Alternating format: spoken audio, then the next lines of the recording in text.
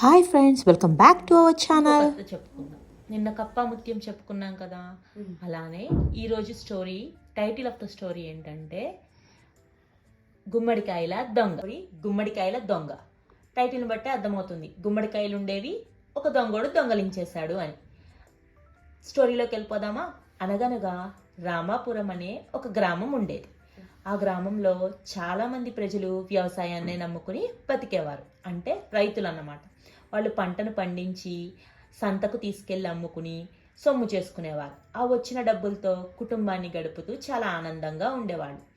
అయితే అనుకోకుండా సంతలో కూరగాయల కన్నా గుమ్మడికాయల్ని చాలామంది ఎక్కువ డబ్బులు ఇచ్చి కొనుక్కోవడం గమనించారు. గమనించిన తర్వాత పక్క ఊరి వాళ్ళు గుమ్మడికాయ పంట వేసి చాలా ఎక్కువ డబ్బులు సంపాదిస్తున్నారని గ్రహించిన ప్రజలు ఏం చేశారంటే, రామాపురం వాళ్ళు రైతులంతా కలిసి ఒక డెసిషన్కి వచ్చారు. ఏంటి అంటే, మాట్లాడుకున్నారు, ఈసారి కూడా మనం ఎక్కువగా గుమ్మడికాయల్ని పంటగా వేద్దాం. ఆ వచ్చిన గుమ్మడికాయల్ని సంతలో అమ్మి ఎక్కువ డబ్బులు తెచ్చుకుందాం. అప్పుడు మన కష్టాలన్నీ తీరిపోతాయి, ఎక్కువ డబ్బులు వస్తాయి అనుకున్నారు. అప్పుడు కూరగాయల్లో గుమ్మడికాయ చాలా పెద్దగా ఉంటుంది ఆకారంలో. సరే, దాన్ని పండించడం స్టార్ట్ చేశారు. అనుకోకుండా ఏం జరిగిందంటే, ప్రతి ఒక్కళ్ళ తోటలోనూ ఉన్నటువంటి గుమ్మడికాయలు మాయమైపోతూ ఉండేవి. అంటే ఎవరో దొంగతనం చేసేవాళ్ళు. బాగా ఆలోచించారు జనాలందరూ. తెల్లారి రాత్రేమో దొంగతనం జరిగేది. పొద్దున్నే అయిన తర్వాత గ్రామ పెద్ద రచ్చబండ కార్యక్రమం ఉంటుంది. అక్కడికి వచ్చి అందరూ ఒక దగ్గర చేరి మాట్లాడుకోవడం ప్రారంభించేవాళ్ళు. ఏంటి, నా తోటలో గుమ్మడికాయలు పోయాయి, నా తోటలో గుమ్మడికాయలు పోయాయి అందరూ చెప్పేవాళ్ళు. అందరి తోటల్లోనూ గుమ్మడికాయలు పోయాయి. కానీ ఎవరు తీసేవాళ్ళు, ఆ దొంగ ఎవరు అనేది మాత్రం ఎవ్వరికీ అర్థమయ్యేది కాదు.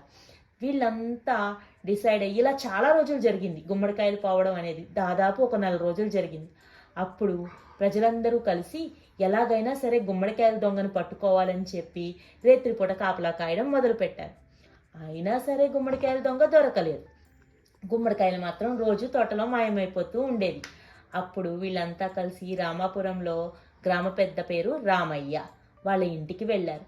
వాళ్ళ ఇంటిలో కూర్చుని ఆయనతో సమస్య చెప్పుకున్నారు. అయ్యా, ఈ ఊరిలో గత 4 రోజుల నుంచి ప్రతి ఒక్కళ్ళ తోటలో కూడా గుమ్మడికాయలు పోతున్నాయి, కానీ ఎవరు దొంగతనం చేశారో తెలియటం లేదు. మీరు చాలా తెలివైన వారు కాబట్టి ఏదో ఒక ఉపాయాన్ని ఆలోచించి ఈ సమస్యకు పరిష్కారాన్ని చూపించండి అని చెప్పి అడిగారు. దానికి రామయ్య నవ్వి, అదెంత పని, చిటికలో తేల్చేస్తాను అని చెప్పన్నాడు. అందరూ మొహాలు చూసుకున్నారు. ఏంటి, మనం 4 రోజుల నుంచి పట్టుకోలేకపోయాము, రేతులు కాపలా కూడా కాసేవాళ్ళం, ఈయన చిటికలో చెప్పేస్తానంటున్నారు, నిజంగా చాలా తెలివైన వాడు మన ఊరి పెద్ద అనుకున్నారు కొంతమంది ఏం కాదు, చిటికలో ఎలా చెప్పేస్తారు అని చెప్పి అనుకున్నారు. అనుకున్న తర్వాత ఏం జరిగిందంటే, వెంటనే రామయ్య అన్నాడు, మీలోనే ఉన్నాడు దొంగ, బయట ఊరి నుంచి అయితే రావటం లేదు. ఎందుకంటే కాపలా కాసే సమయం కూడా తెలుసు కాబట్టి ఆ రోజు దొంగతనానికి రాలేదు అంతే. కాబట్టి ఖచ్చితంగా దొంగ మనలో ఒక్కడే అనే కంక్లూజన్కి వచ్చాడు.